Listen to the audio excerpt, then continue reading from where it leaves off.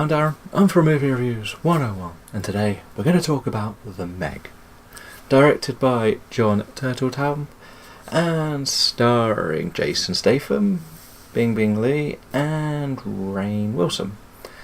The movie here follows expert rescue diver Jonas Taylor, who was once disgraced after a mission gone bad, must come to the rescue of a group of scientists that have gone through the bottom of the ocean and come across an unknown creature that he believes he once encountered.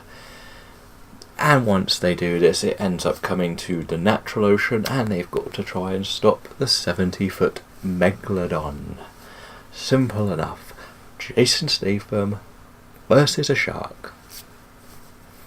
So, Darren's Ups. The three things I enjoyed most about this movie, starting with performances.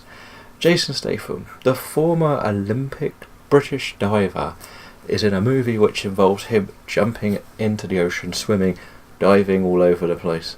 And then kicking ass like Jason Statham does best. Do we need any more perfect type of role for an actor?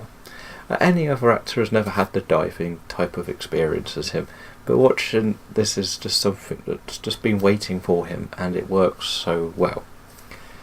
There are a couple of supporting scene stealers in this cast, and one of them is Paige Kennedy, who plays DJ, who operates the machines remotely.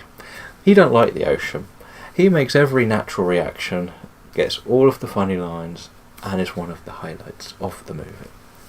And I have to point out, there is a kid in this movie called Mei Ying, who is the daughter of the marine biologist on the base, and for some reason they made a kid who's not annoying and gets quite a lot of laughs as well. That's very hard to do in these type of movies. Usually the kid just pisses you off. This one, spot on.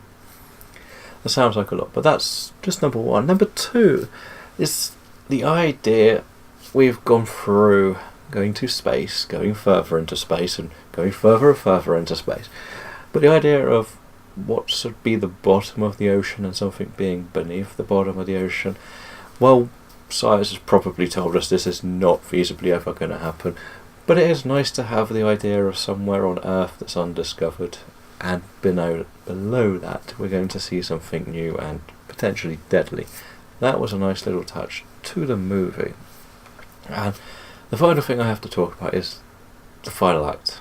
I'm not going to say anything that happens in it, but it's everything that you were looking forward to in this movie. Just wait for it and enjoy. They were the ups, Darren's downs. The three things I had to try and scrape the barrel with this because I knew what type of movie I was watching. The first one is going to be one of a few questions. The first question is, wouldn't you have sent a robot down there first, just to have a little nose around and see if there's anything dangerous? They might have done this, they might not have, we don't know. But the main attraction thing that attracts it in the first place, a robot would have had, so I don't understand why that wasn't done first, instead of putting a sub through a cloud that could be the bottom. It seems a bit unusual. The second thing is, well, I think Mei Ying is a great character.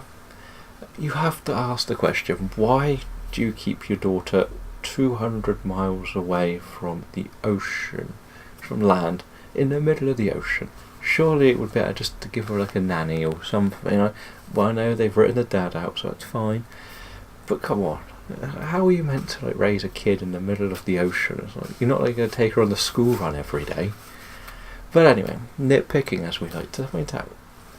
And while I did like the final act, there is the beach scene which should have been a lot bloodier than it needed to, or than we got. It was one of those scenes where I think Piranha 3D and the first big thing that happens in there, that's what it felt like it should have been, and it got pulled back by the 12A rate in England. But then these three are very nitpicky, I'm not going to lie.